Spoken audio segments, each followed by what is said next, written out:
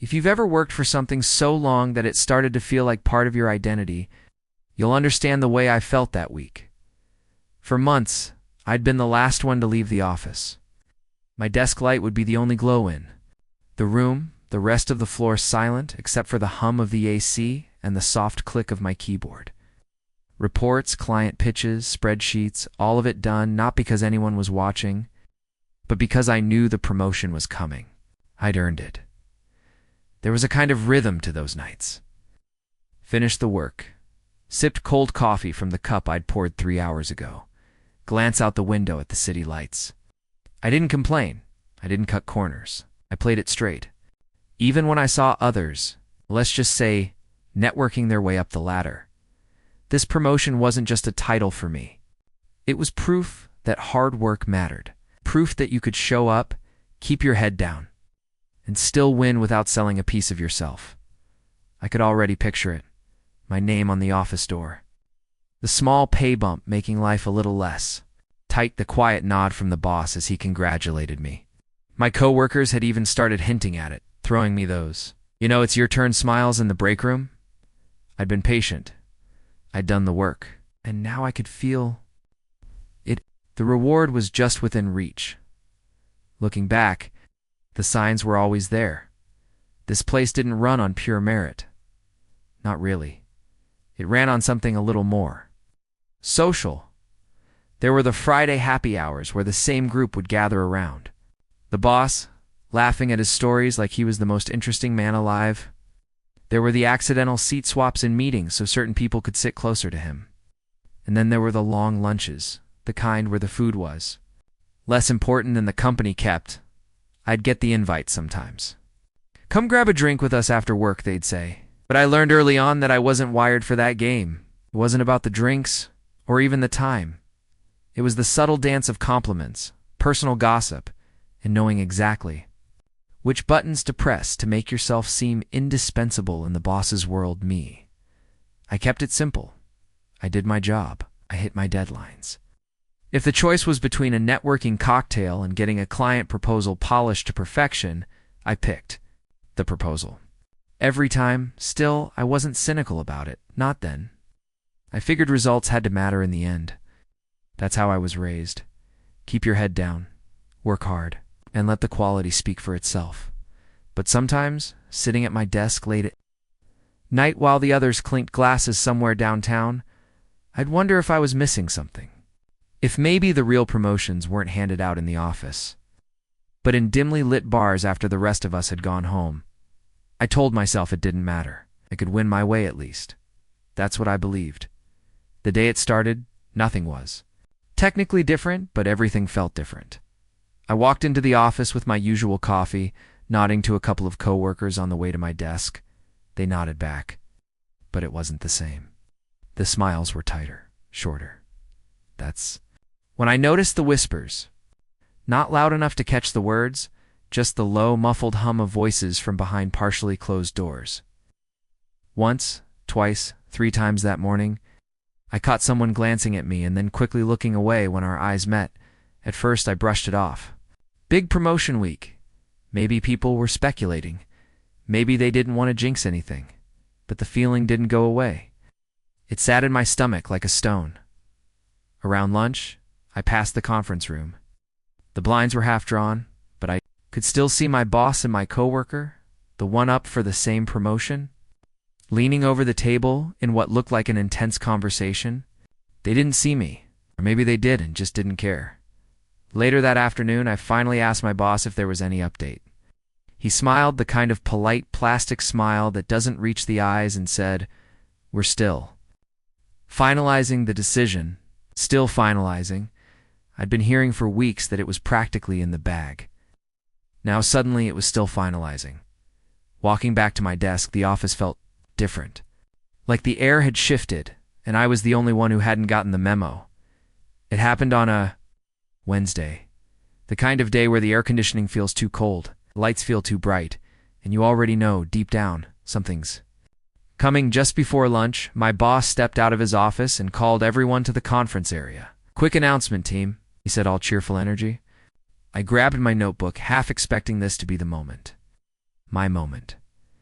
Everyone gathered in a loose semicircle. I stood near the back, hands in my pockets, heart already beating faster. I caught my coworker's eye. She was smiling in that way people do when they know something you don't, and then it came. I'm thrilled to announce that the new team lead will be...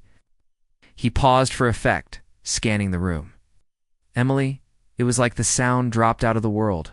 People clapped. Someone even whooped. But all I could hear was this dull, underwater hum. It's like applause filtered through glass. Emily. The same coworker who had joined a full year after me. The same one who'd never hit the same project quotas. The same one who, according to LinkedIn, yes, I'd checked, didn't even have the qualifications listed in the job posting.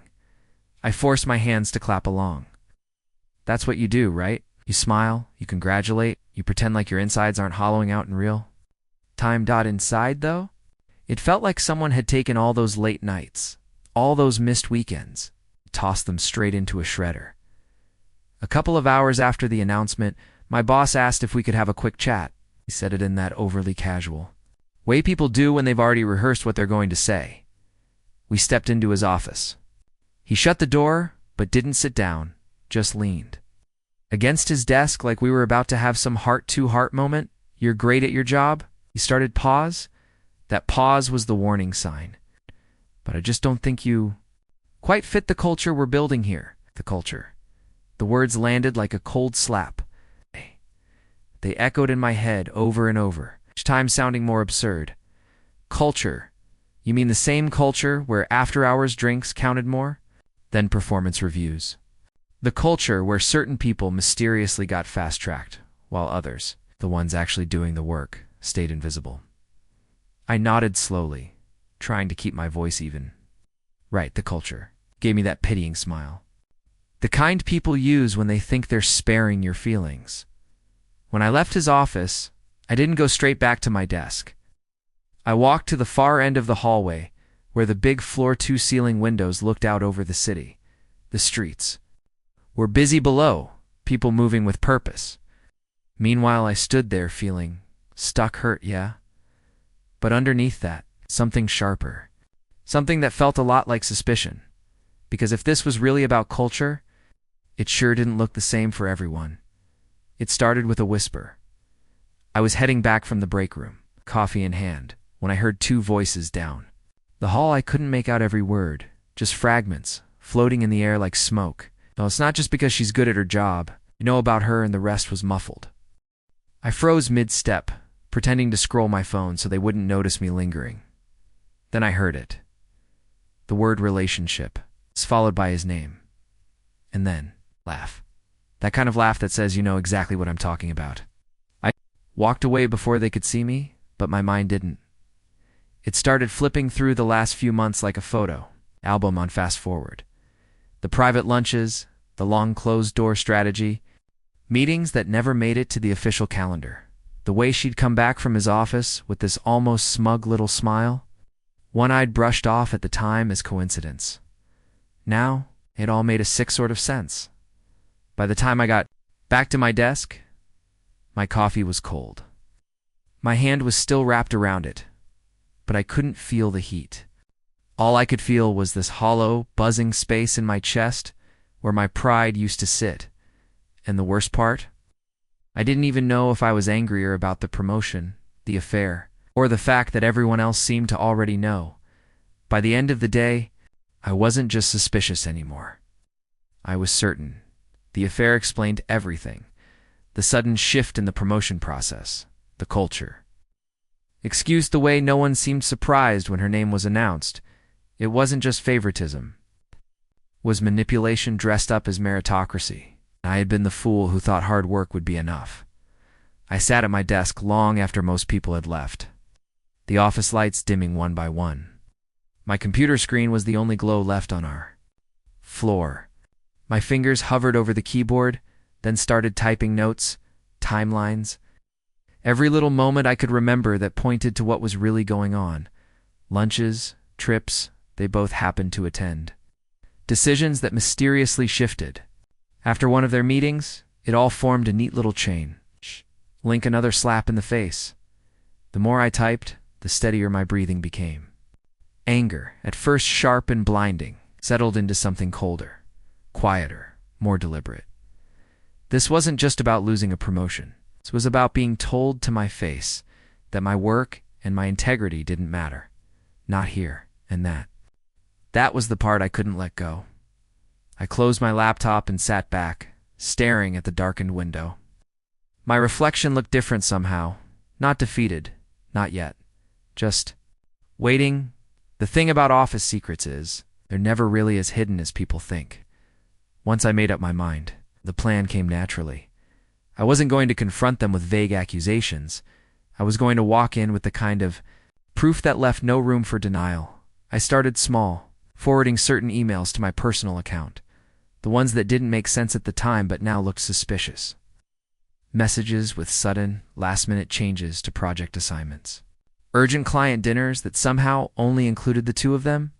Then came the expense. Port slows are a goldmine if you know where to look. I combed through months of them, and there it was, dinners labeled as team building when no team members were present. Hotel stays booked in the same city where neither of them had official meetings. The dates lined up perfectly with those mysterious absences from the office. Every discovery tightened the knot in my stomach but also fueled me. I wasn't just collecting paper. I was building a wall of truth so high they wouldn't be able to climb over it. Night after night, my apartment became mission control. The desk lamp casting a pool of light over a growing folder of printed evidence. The bidders slid into place with quiet, deliberate precision. Each one another nail in the coffin of their little scheme. I could almost hear my boss's voice in my head saying I didn't fit the culture. No, I didn't fit their culture, and I was about to make sure that the whole company knew why. I didn't make a big scene. That's the thing.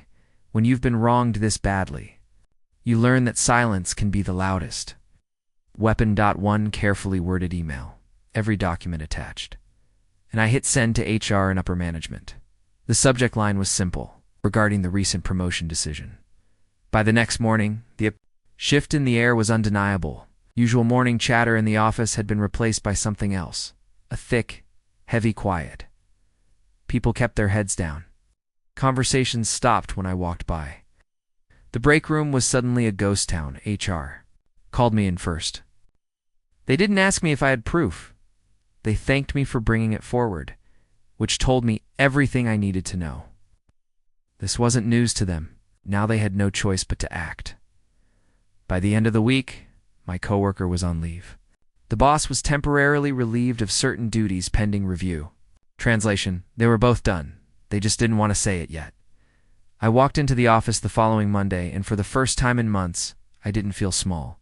No smug faces, no fake congratulations. Just a quiet recognition that I wasn't someone to be underestimated.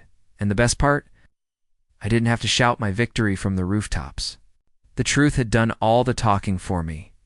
A few weeks later, the email came, a job offer from a company I'd interviewed with on a whim months ago. Bigger role, better pay. From everything I'd seen, a place where culture actually meant respect, not office gossip and backroom deals. I didn't hesitate as I packed up my desk. I noticed how light my chest felt. No lingering bitterness, no need to gloat, just relief. The kind you only feel when you've chosen yourself over the noise. Slid the last of my things into a box, the framed photo of my family, the mug with the chip on the handle, and took one last look around. Sunlight streamed through the blinds, cutting across the desk I'd spent so many late nights at. It didn't feel like I was walking away from something. It felt like I was walking toward something. I knew people would keep whispering about what happened long after I left. That was fine. The truth had a way of sticking around without my help. I didn't get the promotion. I thought I wanted, but I walked away with something better. My integrity intact. They were work speaking louder than their games ever could. Somewhere between the first betrayal and this moment, I'd learned the difference between fitting into a culture and letting it define you. And I decided I'd rather stand apart than sink to their level.